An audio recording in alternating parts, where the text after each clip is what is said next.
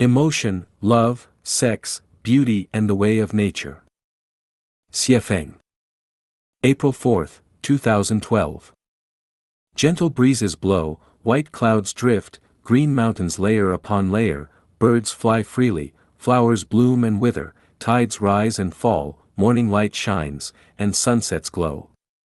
Grasses and trees are lush, flowers are in full bloom, rivers rush, and streams babble. All of this is nature, all unfolding in the way of nature. Spring brings growth, summer flourishes, autumn harvests, winter stores, growth and decay, formation and dissolution, the alternation of seasons, and the cycle of life are all natural, all thriving and waning within the way of nature. Young girls awaken to spring, young men experience their first emissions, romance blossoms, and the union of yin and yang, all these are natural, all arise within the way of nature. The way of nature is the way of the greatest creator, the ultimate way of the universe, the most perfect way in space and time. Emotion is the spice of life, the form and function of sex, or nature. All things are infused with emotion, all beings are sentient. Emotion is the ultimate expression of the way of nature. Love is the dance of emotions among those who attract, harmonize, and resonate with each other.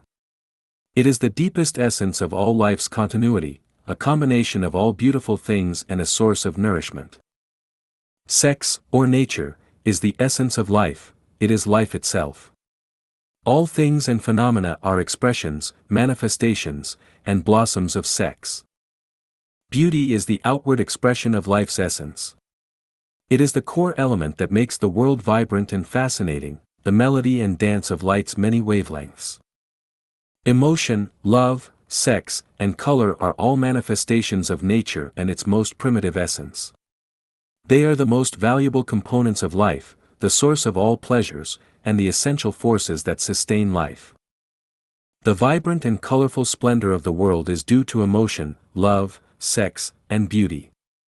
Without them, the world would be barren, lifeless, devoid of vitality, joy, and meaning. It would be cold, bleak, indifferent, and dead.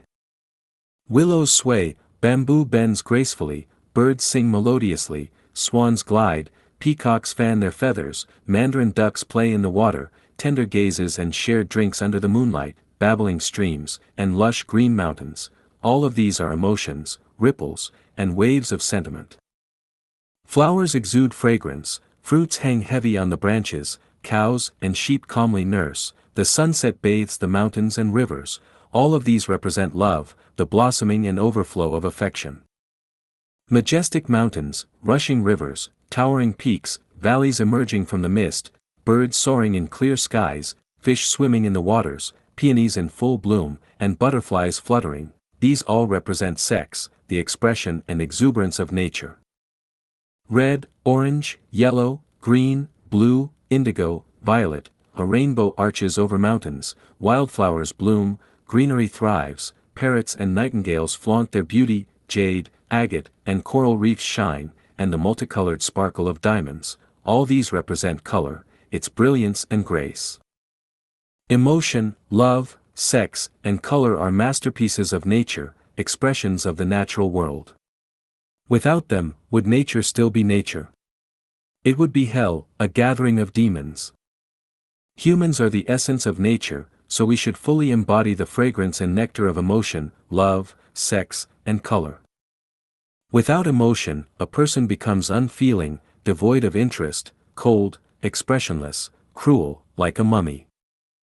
Without love, a person becomes greedy, selfish, jealous, combative, inherently lazy, and repulsive, like a demon. Without sex, a person cannot distinguish yin from yang, right from wrong, lacks understanding of principles, cannot tell good from evil, beauty from ugliness, fragrance from stench, rendering them useless, without offspring. Without color, a person's face is like dead ash, lifeless, eyes vacant, devoid of beauty. Such a life is worse than dung. Some people practice Buddhism, claiming that emotion, beauty, and sex are desires to be transcended. What nonsense! The more you transcend emotion, beauty, and sex, the more you become a demon, a zombie, a mummy. Some people practicing Buddhism claim that they no longer need emotion, beauty, and sex and aim to focus solely on reaching the Elysium world. This is an affront to Buddha and the Elysium world. Without emotion, love, sex, and beauty, what is the point of reaching the Elysium world? Without these, can it still be Elysium? How can you find bliss without them? Some say that emotion, beauty, and sex deplete energy, causing it to flow out. What nonsense! I've never heard of energy flowing in sewage pipes, of energy being depleted in the toilet, or of sexual union actually draining energy. I've even heard that those who enjoy emotion, love, sex, and beauty will struggle to achieve enlightenment. That's pure nonsense. Without emotion, love, sex, and beauty, what are you striving for in enlightenment? Does enlightenment lack these elements? Enlightenment devoid of emotion, love, sex, and beauty is no true enlightenment. It's a distortion, definitely not true enlightenment. Such a path is like dog feces, horse urine, scabs, or filthy, sticky pus. Buddhism doesn't even understand the origins of the universe and life. It's nonsense. All day chanting, burning incense, and bowing with no joy, no vitality, living in a dreamlike stupor, straying from the way of nature, what is that worth? Nothing. Even comparing such a study to nonsense is too kind, it's worse than that. What is Buddha? Is something without emotion, without love, without sex, without beauty considered Buddha? It doesn't even compare to dog feces. Some people practice Buddhism and say that one should reject and transcend sex. This is utter ignorance, not even knowing where fart comes from. Buddha himself embodies sex.